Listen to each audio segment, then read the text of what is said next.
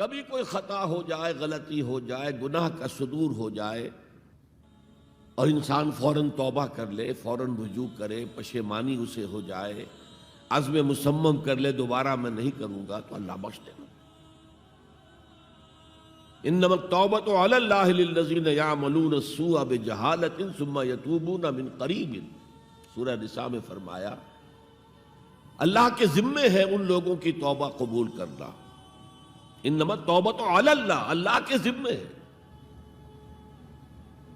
جو کہیں غلطی سے، جہالت میں، نادانی میں، جذبات سے مغلوب ہو کر کوئی غلط کام کر بیٹھتے ہیں لیکن فوراً توبہ کرتے ہیں، اللہ کی جناب میں رجوع کرتے ہیں، فوری توبہ اگر ہو جائے تو فوراً اللہ تعالیٰ کی مغفرت جو ہے ڈھانپ لیتی۔ لیکن اگر مستقل طور پر کسی ایک معصیت پر بھی ڈیرا ڈال دیا جائے، مثلا آج کی دنیا میں جو بہت بہت کامن شے ہے، سود جسے اللہ نے حرام قرار دیا، جس پر اللہ کی طرف سے اعلان جنگ ہے، فَأَذَنُوا بِحَرْبٍ مِّنَ اللَّهِ وَرَسُولِهِ، تو سن لو، الٹیمیٹم ہے اللہ اور اس کے رسول کی طرف سے۔ اسے اپنے کاروبار کا مستقل جز بنا لیا تو ایک غلطی، ایک گناہ بھی انسان کو ہمیشہ کے لیے جہنم میں ڈال سکتا ہے۔ بَلَا مَنْ كَسَبَ سَيِّئَةً وَأَحَاطَتْ بِهِ خَطِيئَتُهُ فَأُولَٰئِكَ أَصْحَابُ النَّارِ هُمْ فِيهَا خَالِدُونَ۔ کیوں نہیں؟ کسی نے جان بوجھ کر ایک بڑا گناہ کمایا، چھوٹے چھوٹے گناہ جو ہے، گناہ صغیرہ، وہ تو خود بخود بھی دھلتے رہتے ہیں، اللہ کی رحمت سے صاف ہوتے رہتے ہیں۔ لیکن کسی نے کبیرہ گناہ کمایا، جان بوجھ کر کیا، اور پھر اس پر ڈیرے ڈال دیے اور وہ گناہ اس کے گرد گھیرا کر بیٹھا، احاطت بہ خطیئتہ فاولئک اصحاب النار ہم فیہا خالدون، تو وہ ہے جہنمی اور اس میں ہمیشہ رہنے والا۔ تو اطاعت اللہ کی، اطاعت رسول کی، یہ تو اسلام کا بنیادی مطالبہ ہے۔ اگر یہ بھی نہیں ہے تو پھر کچھ نہیں، اگر یہ نہیں تو بابا پھر سب کہانیاں۔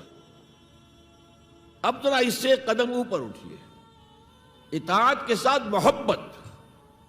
جب اللہ کی اطاعت کے ساتھ اللہ کی محبت جمع ہو جائے گی تو اس کا نام ہے عبادت۔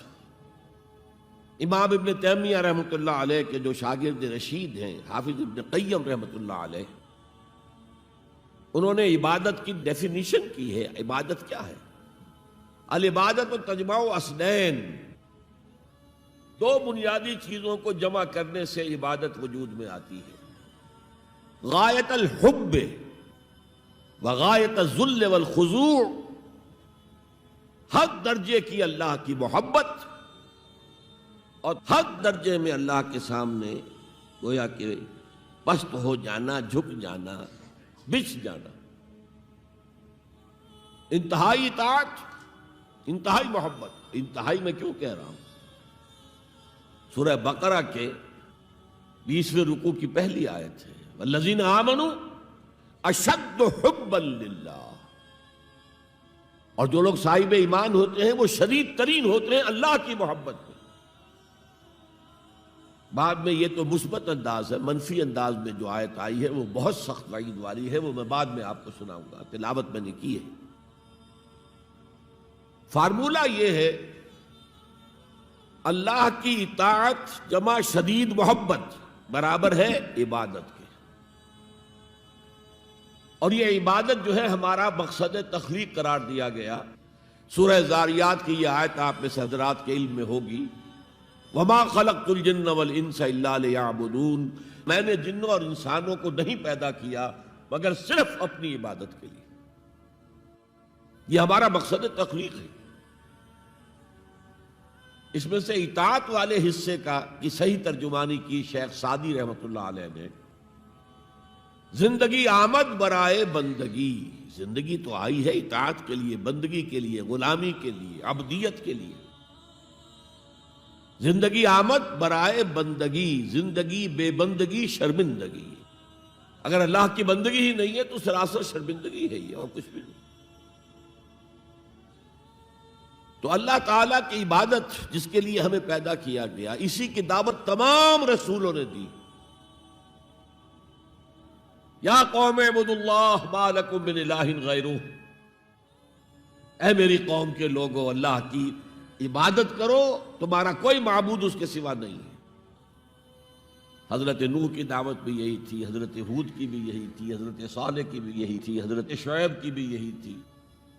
بس فرق کیا ہے کہ پہلے رسول آتے تھے اپنی اپنی قوموں کی طرف صرف، لہذا آپ کو ان رسولوں کے ضمن میں ملے گا یا قوم اعبدوا اللہ ما لکم من الہ غیرہ، اے میری قوم کے لوگوں اللہ کی عبادت کرو، اللہ کی بندگی کرو، اللہ کی پرستش کرو، اسی کو اپنا محبوب اصلی بناؤ اور اس کے ہر حکم کی اطاعت کرو۔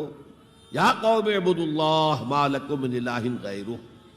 نبی اکرم صلی اللہ علیہ وسلم پر آ کر، کیونکہ آپ کی بعثت ہے پوری نوع انسانی کے لیے، تو اب یا قومے کا لفظ نہیں رہا، یا ایھا الناس، اے لوگو، اے بنی نوع انسان۔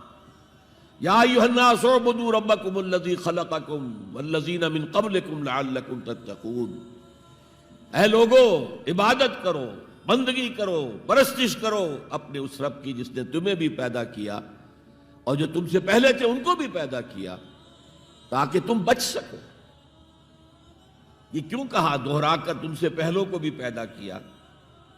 اس لیے کہ اکثر و بیشتر گمراہ لوگ مشرکین کیا کہتے تھے اپنے رسولوں سے کہ ہم تو بس بھی اپنے آباء و اجداد کے راستے پر چلیں گے، ما وجدنا علیہ آباءنا، جس طریقے پر، جس طرز عمل پر ہم نے اپنے آباء و اجداد کو پایا ہے ہم نے اسی پر چلنا ہے۔